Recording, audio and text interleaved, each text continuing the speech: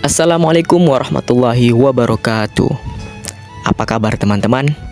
Baiklah, pada kesempatan kali ini kita akan mendengar dan menyimak mengenai biografi Engku Putri Raja Hamidah. Raja Hamidah atau yang dikenal juga sebagai Engku Putri lahir pada tahun 1774 di pusat kerajaan Riau yang ketika itu bertempat di Kota Lama, Pulau Bintan yang kemudian dikenal dengan nama Ulu Riau atau Riau Lama.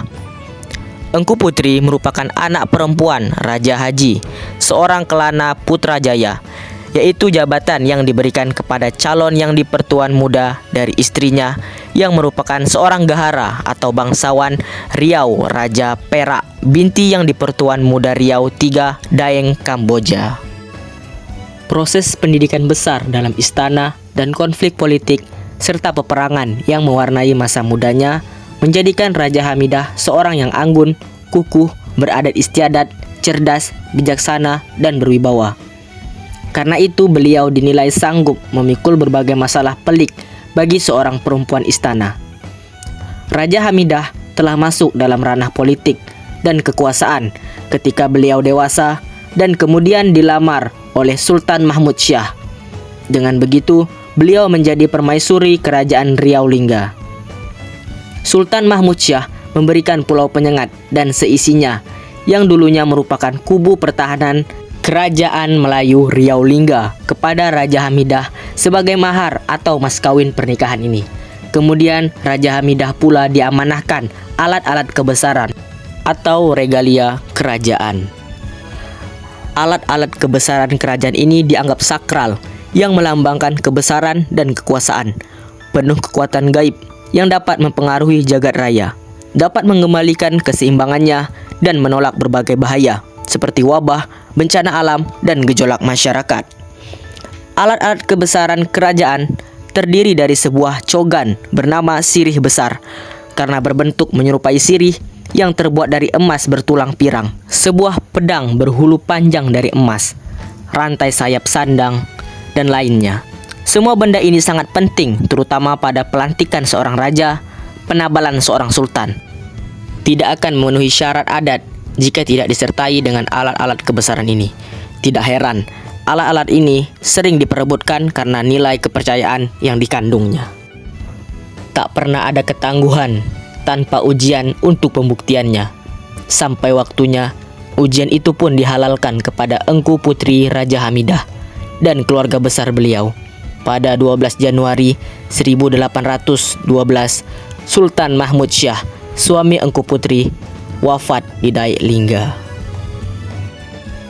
Engku Putri tetap teguh pendirian dan arif dalam bersikap.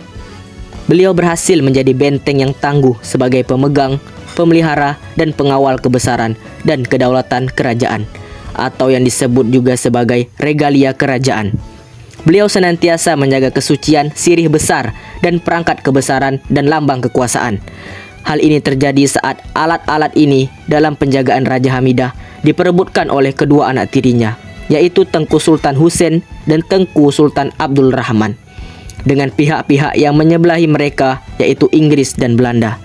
Beliau begitu teguh pendirian untuk tidak memberikan regalia ini karena dinilai melanggar adat istiadat Melayu dan tidak sesuai dengan wasiat Sultan sebelumnya.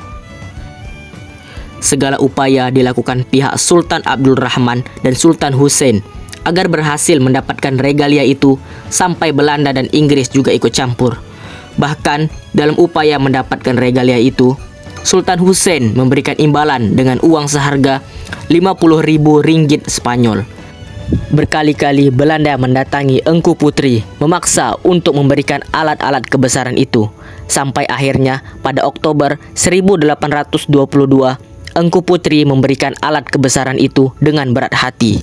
Dan pada tahun selanjutnya, Sultan Abdul Rahman dilantik menggunakan alat kebesaran itu.